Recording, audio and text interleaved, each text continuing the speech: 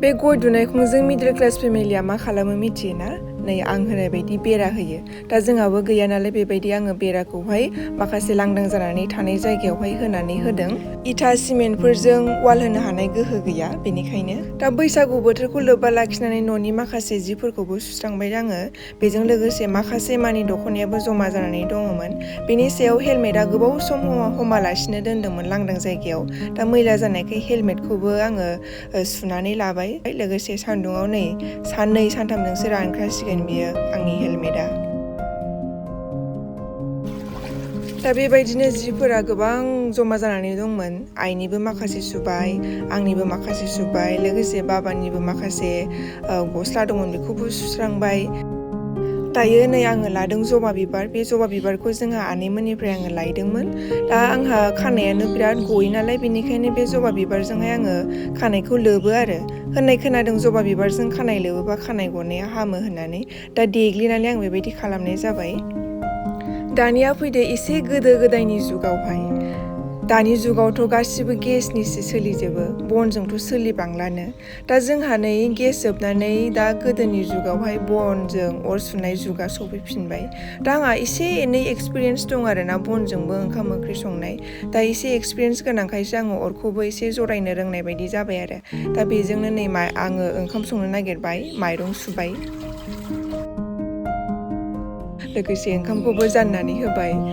दा आंना अराबो बिराद मोजां नांनानै नै ओंखामाबो गोदौलायलांबाय, आयै आयै। दा नै जोंना दैयानो आयरनानो लाजाया, सराबानो जाथारा।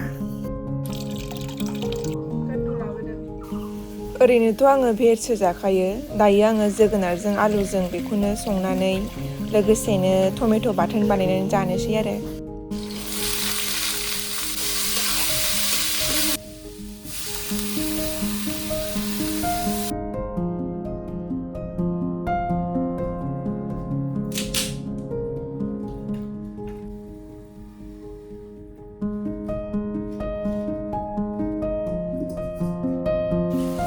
जोंहा न'खराव मानसिया साथामल'सो हय, नाथाय गाइखेरा सानफ्रोमबो 1 लिटार नांगौ।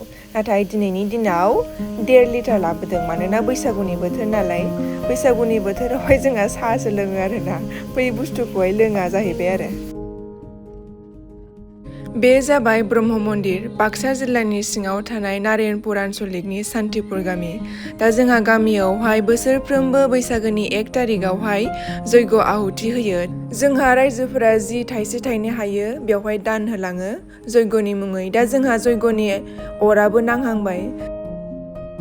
नोंथांमोन बयनिसिमबो बैसागो बोथोरनि गाहाम हामलायनायखौ बावहरनाय जाबाय।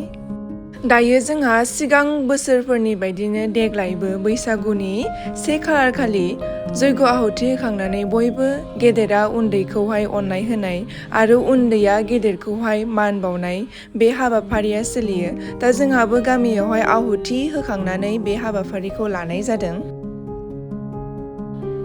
दसे मोसाबाय मान होखांनानै, लोगोसेनो दायो जोंहा जागासिनो साहाजों लोगोसे मुरि।